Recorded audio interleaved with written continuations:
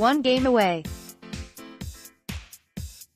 That was how both the 2017 and 2018 seasons ended for the Milwaukee Brewers, but consider how far they moved forward from the first disappointment to the latter. Last season, the Brewers finished one victory shy of qualifying for the second wildcard berth in the National League. This year, they finished one victory shy of the World Series. Yes, both endings were painful and disappointing. But the progress made from one season to the next was undeniable. Better yet, consider where the Brewers were at the end of the 2015 season, when they finished 68-94 and were in the process of stripping down the big league roster and rebuilding nearly from scratch. "We know how hard it is to do this," principal owner Mark Attanasio said Saturday night after the Brewers bowed out in Game 7 of the National League Championship Series with a 5-1 loss to the Los Angeles Dodgers, a team operating with twice the payroll of Milwaukee. "If you were to chart this, that's a pretty good trend line. It really was a true team effort this year. And I'm not talking about 25 guys. I'm talking about 40 to 45 guys. Related, Arch's resurgence at play, a key factor for Brewers related, Howard report. Wait for another World Series continues. This is the start of the road for this group. They surprised everybody last year by getting within a game of the playoffs. And they surprised everybody this year by getting within one game of the World Series. We'll regroup and get at it in a brand new spring training facility in February, when the Brewers do gather in the renovated and expanded Maryvale Baseball Park. Many of the players that helped the club surge to the NL Central crown and beyond will be back. Outfielders Christian Yelich, the presumptive NL MVP, and Lorenzo Cain, again will be counted on to spark the offense. Outfielder Ryan Braun, who showed in the final weeks there is still some gas left in his tank, has 2 years remaining on his contract. Infielders Jesus Aguilar, Orlando Arcia and Travis Shaw remain under contractual control and are expected to remain in the club's plans with lower-end salaries.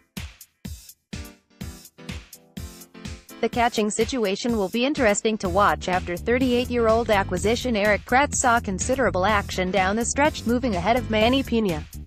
Catching prospect Jacob Nottingham waits in the wings for his opportunity. The Brewers have decisions to make on 2 late-season acquisitions, third baseman Mike Moustakas and second baseman Jonathan Schoop. There is a mutual option for $15 million on Moustakas that the club likely will pass on, but that doesn't mean there wouldn't be interest. Schoop has another year of arbitration but was such a disappointment that his salary might be deemed too high, leading to a non-tender. The pitching staff is where things could get interesting. Veteran left-handers Wade Miley and Gio Gonzalez are free agents and probably won't be back.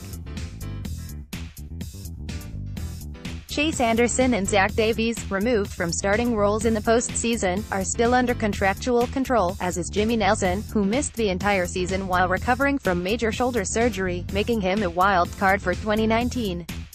The rock of this year's staff, Jhoulys Chacin, has another year remaining on his deal.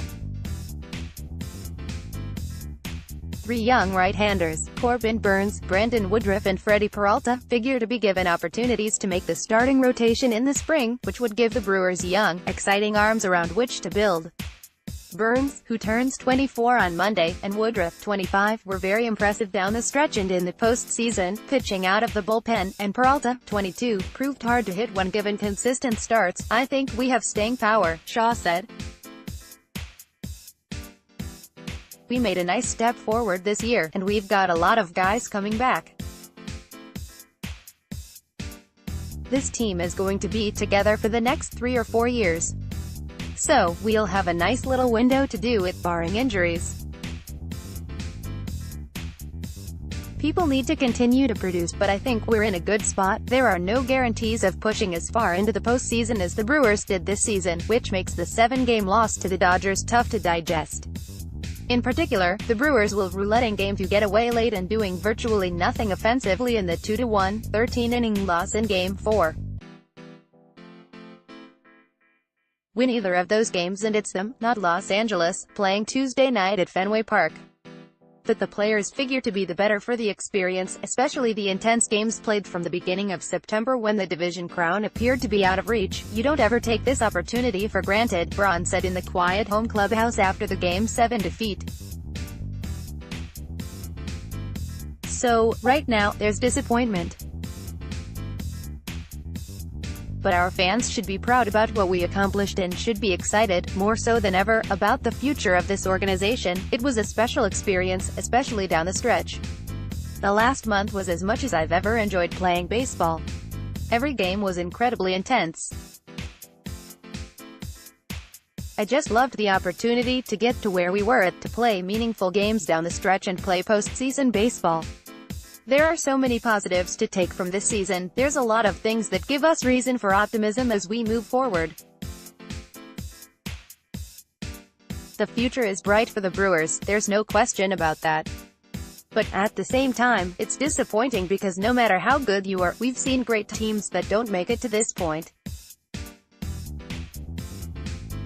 So, we all recognize this was a unique opportunity, and no matter how good we are, there's no guarantee we get this chance again. Beyond the obvious talent on the club, the players also formed a unique bond in the clubhouse, keeping in mind manager Craig Counsell's mantra of staying connected, that went a long way toward working through the tough times and making the most of opportunities until finally getting derailed by the Dodgers. Just being on this ride was amazing, said reliever Josh Hader, who became a bullpen sensation with his record-setting strikeout totals.